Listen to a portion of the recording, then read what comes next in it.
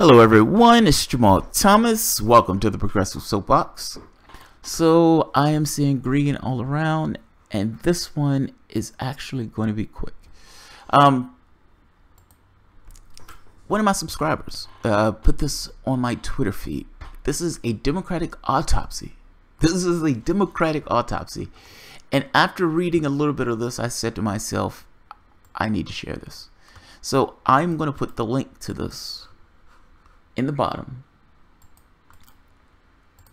and I'm going to read a few bars of this because I think it's interesting. So I'm going to go through this in like 15 minutes. Clock me. You can clock me. This is called Introduction to an Autopsy, the Democratic Party in Crisis. After a train wreck, investigators scrutinized the causes. A rigorous inquiry, not content to merely point fingers at external forces, takes an unflinching look at what occurred. Bringing to light the preventable causes is central to making significant improvements for the future. That's just common sense. With such an approach, we can and must learn from electoral tragedy by evaluating the policies, actions, and priorities of the Democratic Party. In the wake of the November 2016 election, the Democratic National Committee chose not to do a public autopsy. Overall, the party's national leadership has shown scant interest in addressing many of the key factors that led to electoral disaster. Instead, the main emphasis has been on matters that the Democratic Party and its presidential nominee had little or no control over, an approach that largely obscures the party's role in its own defeat.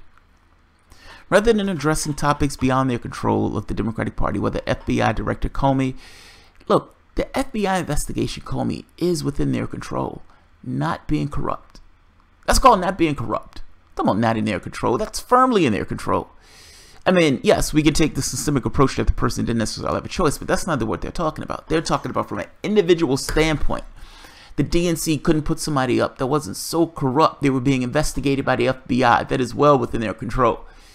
Look, I agree with the premise of the document. Don't get me wrong. But that part is well within their control. Rather than addressing topics beyond their control of the Democratic Party, whether FBI Director Comey, Russia, misogyny of some voters, etc., the autopsy focuses on some key factors that have been largely under the party's control. While in no way attempting to claim to be comprehensive, this report focuses on some of the party's most crucial flaws, fissures, and opportunities.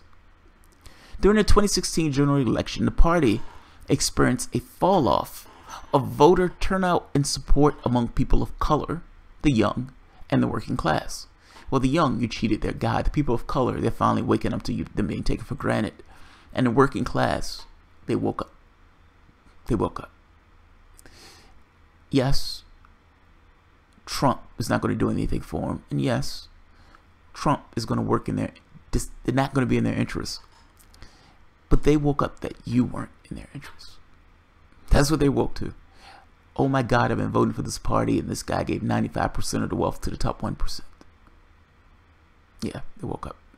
Much of our report concentrates on assessing the Democratic Party's approach to those demographic groups. The independent report claims to serve as a national discussion paper and stimulus for transformational action. The goal is to clarify for the challenges ahead to end the Republicans' rule and gaining lasting momentum for progressive change.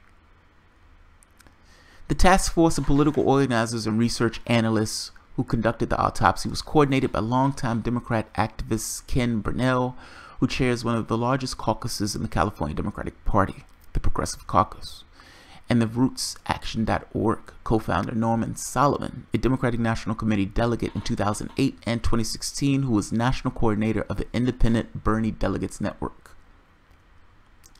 All right, so sample findings. I'm not going to go through the entire document. It's 33 pages. I'm putting it at the bottom. All right, so the first one, the party's base. Aggregated data. That sounds weird. Aggregated data and analysis shows that policies, operations, and campaign priorities of the National Democratic Party undermine support and turnout from its base in the 2016 general election. Since then, the Democratic leadership has done little to indicate that this is it's heeding key lessons from the 2016 disaster. No, they doubled down. Tom Perez doubled down. The fact that Tom Perez is in that slot means they double down. That's important, by the way. Like, you've heard me say that it's not, when you're trying to determine what's going to take place in the next administration, who they put into those slots matter. People or politics. If I put somebody into that slot, the politics of that particular person, I'm putting him in because of the politics of that person. If that guy's a goblin, I'm putting him in that slot probably because he is a goblin. People who thought Trump was going to do something different. The moment that he picked Munich, he was picking people from those organizations or picking people for certain sections of government that were antagonistic towards those areas of government. So the guy he picks for the EPA has been suing the EPA. The person he picks for public schools or for Department of Education is a religious maniac. And for the most part is into this giving state money away to private schools. Yeah, people of policy. Tom Perez being put into that particular slot is an indicator of where the DNC was going to go. They were going to double down. It was understood from a political standpoint that Keith Ellison was the person that the left wanted.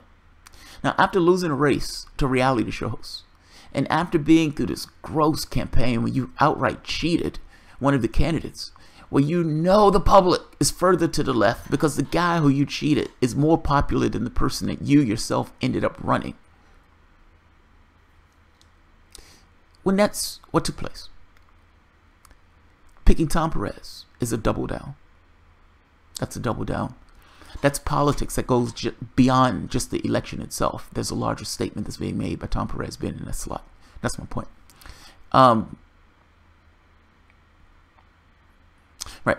After suffering a fall-off turnout among people of color in 2016 general election, the party appears to be losing ground with its most reliable voting bloc, African-American women.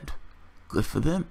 The Democratic Party has experienced an 11% drop-off from black women according to a survey, while the percentage of black women who said neither party represents their interests went from 13% to 21% just a year later. One of the largest groups with the voter turnout issue is the young, who encounter a toxic combination of a depressed economic reality, GOP efforts at voter suppression, and anemic messaging on the part of Democrats.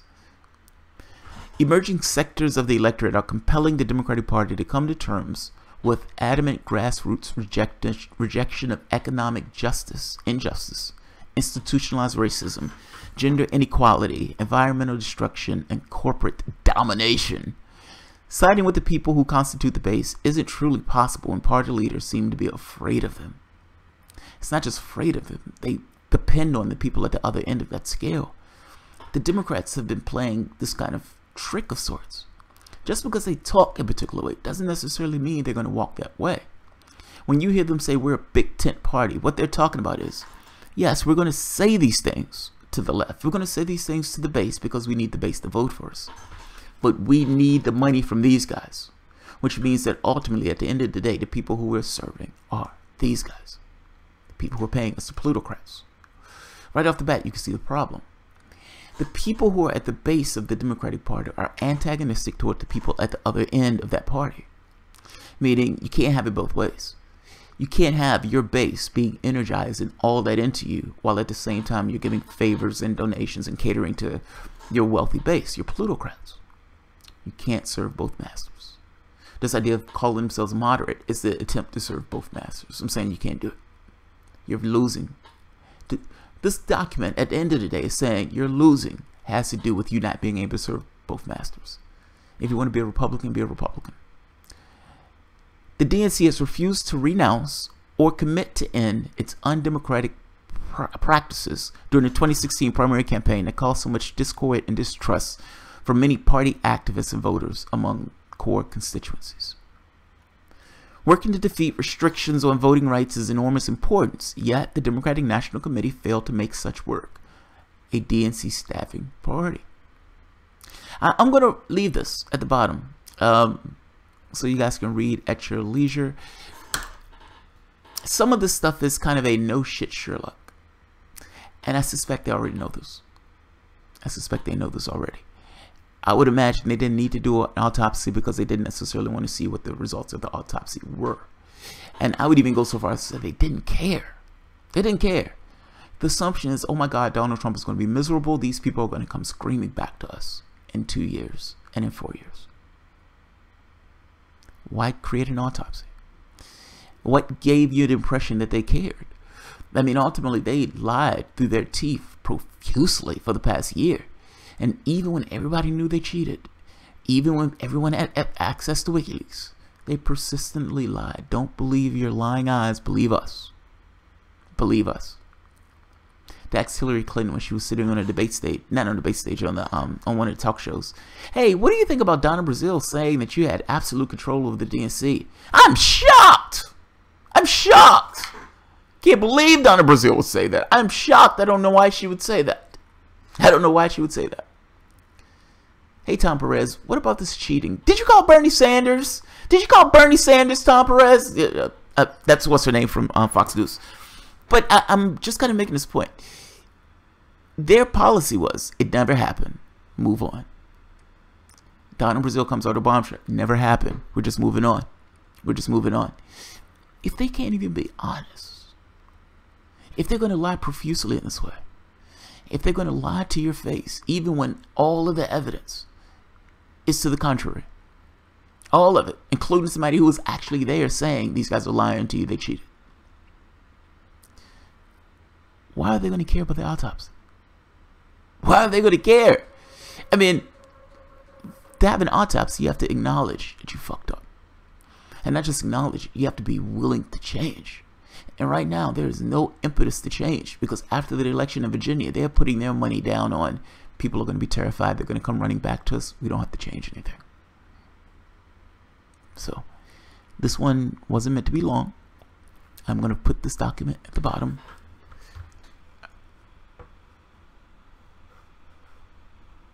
Bob Ramirez. Democrats are now calling for more internet censorship. Don't want people reading or discussing any more WikiLeaks. Well, I kind of make this point. Are the Democrat reformists okay with this?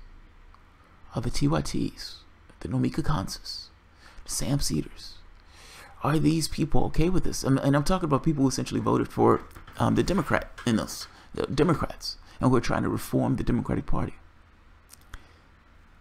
If they can't even come to grips that you cheated one of the candidates, if they don't want to even own up to that, if even now they're purging certain people who are supportive of the Democrat, who are Sanders or Ellison, even now, purging. If this Unity Commission turns out that they still have superdelegates, that they still have closed primaries, if all of these things are true, which up to this point these things are, and look like they're heading this way, what are you still trying to reform? What are you still trying to reform? They don't even acknowledge that they cheated. What are you trying to reform? What are you trying to reform? It's like, can you reform something that doesn't even acknowledge that it did anything wrong? Come on. Let's be honest. Let's be honest. I understand the intercrowd and you have these people who are saying we're going to reform it, we're going to change it, we're going to do all this stuff to it. Shouldn't the party at least, before you go into this idea that we're going to change the party, we're going to be heroes, we're going to change it, to at least get them to acknowledge that they did something wrong in the first place. So I will leave it at that. Alright guys, if you enjoy the content, feel free to share, like, subscribe, and of course, you can always support through Patreon. And by the way, there's a story came out with the Wall Street Journal saying Hillary Clinton should be investigated for crimes dealing with the Federal Exchange Commission. I just haven't pushed that up yet. So I was about to say lock her up. The Wall Street Journal is getting on that bandwagon of lock her up. That's amazing. So it's one thing for, somebody on the left to say it. It's another thing for the Wall Street Journal to also chime in on this particular thing of, hey, lock her up. And I'm saying from the establishment standpoint, the establishment right. So you guys make it your wish. You guys make it your wish. All right, guys. If you enjoy the content, feel free. Oh, I think I did that. You guys have a good night. Yeah, I didn't run over 15. I'm on a schedule. I have something in the oven I need to take out. And so in my head, it's like, all right, make it quick, make it quick, make it quick. All right, guys. Have a good night.